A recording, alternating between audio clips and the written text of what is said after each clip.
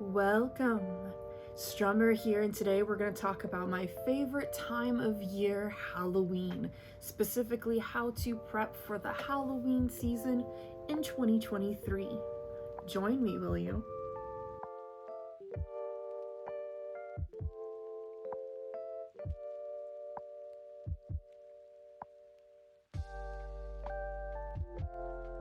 So one of the first things I want to talk about with Halloween is something that actually extends into all of fall, and that is all the activities that you can do.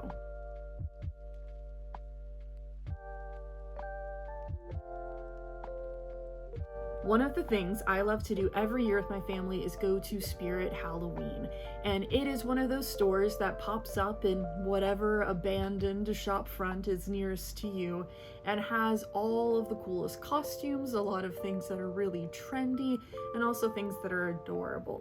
So I did already go ahead and pick myself up a little Reaper plushie on one of my trips, one of my multiple trips so far for this year. But you don't even have to really spend anything at Spirit Halloween to enjoy it. It's very visual, there's sound always blaring, you get to see people's reactions to the animatronics. It's just a treat to go in and of itself. Another Halloween/fall activity I really love is going to different craft fairs and festivals. For example, my local community college has had a craft festival I feel like pretty much my entire life up till this point. They've had one every year, and a lot of local places have areas where different artists and makers and people who sell their wares can come together and offer them to the public. So again, it's just a great way to get outside in the fall weather, get into the spirit of Halloween, and also have the visual feast of all the potential things before you.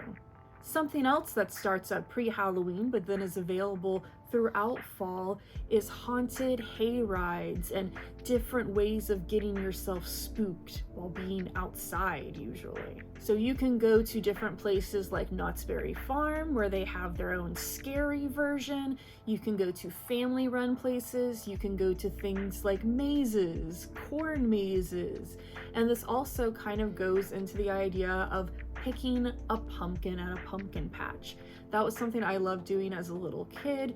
It was so exciting to see all of these pumpkins of different sizes and shapes and colors all in one place and to claim one as your own. And that leads us into the very next one that I always enjoy for Halloween, if I can do it, is carving a pumpkin. So a few tips that can help with the decomposition of your Halloween lantern is to use some cinnamon on the inside. So it's just some cinnamon powder inside that will give it a lovely smell, and it also helps to delay the decomposing process. Another item is lemon juice. You can spray or put some lemon juice on the inside of your pumpkin, and just like with other types of foods, it prevents browning. So it'll prevent browning from the oxidation of the air. So that will keep your pumpkin standing up a little brighter and looking a little brighter as you get closer and closer to Halloween night.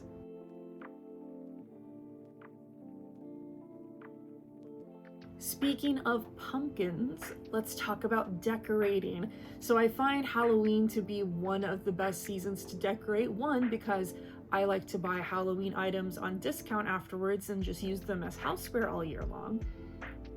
But also it's really easy to DIY a lot of things. So of course, you could have your jack-o'-lanterns. You can also do lots of things with bunting or hanging. I've seen like little hanging bats, hanging twinkling lights. One of my neighbors has a really great setup right now where it is has a green and purple color scheme, color blocking around their windows and doors, and some nice zombie hands coming up out of the ground, and it's some lanterns, and that's it.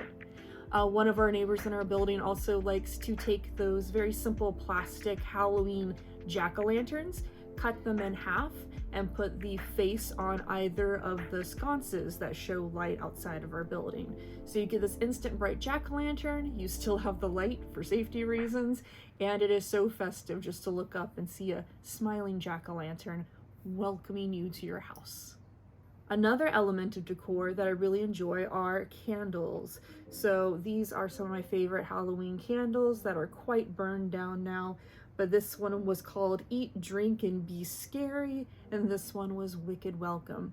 So I love just having those fall harvest scents, love having the soft glow in the house, and if you get really cold, you can always have several contained candles near each other to create kind of a heat area in your house, your own little container fireplace, if you will, which can be useful.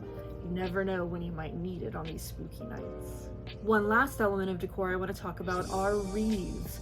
So I was never super into Christmas wreaths. I really like the idea of having greenery, but it was like, why is it only at Christmas, or why is it only decorated in this way? But I love me some fall and Halloween wreaths. And these can be very simple. You just essentially need a wire frame and then whatever you want to attach it. So I like using things like zip ties or twist ties that are really easy and fast to install, and then the foliage or ribbon or whatever you're using for your wreath can cover up the other areas. It's something cute and a pop of color that you can put on your door and shows that you are ready to get down with the spookiness. So other than decor, how can we create that Halloween ambiance? How can we really get into the mood when we're not feeling Halloweeny enough? Well, one thing, put on a costume. That's always going to help. But another thing is maybe finding things to watch or have playing in your home. So something I love to watch every year, Scooby-Doo, the original series. So we're looking at like 1969 running through maybe into part of the 80s when they were doing some reboot things. I don't super enjoy the newest Scooby-Doo, but maybe I'll warm up to it one day. But Scooby-Doo marathons are always my favorite. I also really love the Garfield Halloween special, which you can also find on YouTube. And amazingly, Disney has been allowing like a 24/7 streaming of Halloween Town and a few of its sequels. Halloween Town was one of my favorite movies as a kid. It's a formative movie for my life and experience. So that is something you can just type into YouTube and be able to watch and join in on your own fun marathon. Also on YouTube, I recommend looking up ambiance channels. So you can just type in something like spooky cornfield scarecrow ambiance, and you can get a whole soundscape playing, maybe with some images. That would be something great to project at a Halloween party, or just have on another monitor to add some spookiness to your day. Another thing on YouTube that I always like revisiting every year, and especially enjoy new episodes when they come out, is Cinemassacre's Monster Madness. So Monster Madness talks about all things related to horror and scary movies, going all the way back to people like Bela Lugosi, the very original Universal monster films, all the way up through cheesier movies and movies or episodes that we think of today nostalgically when we associate them with Halloween or certain movie monsters. So there are so many episodes to take a look at. Another thing on YouTube you can check out, depending on your tolerance levels, are scary Let's Plays. I love video games, but I do not have the hand-eye coordination for most video game things, so I leave it to the experts and watch a lot of horror Let's Plays. Let me know in the comment box who are your favorite horror Let's Players if you watch them. So I, back in the day, would watch like Markiplier and maybe a few other people, but I'm searching for some new people who play things like Silent Hill or things that are just too spooky for me personally to play them, honestly. So let me know who are your favorites below. Other than YouTube, you can also get your spooky fix by checking out TV. Food Network has done amazing work with all of their Halloween specials. You have Halloween Baking Championship, the Halloween cookies, you have the pumpkins, you have even just big bakes, which are all apparently Halloween themed that I know. So these are ones that you can just watch as much as you want of on Discovery Plus, or you're definitely going to be catching reruns and new episodes on Food Network all throughout October. And then let's talk about movies. So some of my favorite Halloween movies that I always gravitate towards again and again are Ernest Scared Stupid from the Ernest series of movies. Halloween Town, which I already mentioned, is available just streaming now on YouTube, at least temporarily. We also have Under Wraps, which was I believe a Disney Channel original movie about uncovering a mummy. And one last one I really love is one that I owned on VHS for a long time and had a difficult time finding other people who had seen it, and that was The Halloween Tree, which was an animated retelling of the classic The Halloween Tree by Ray Bradbury.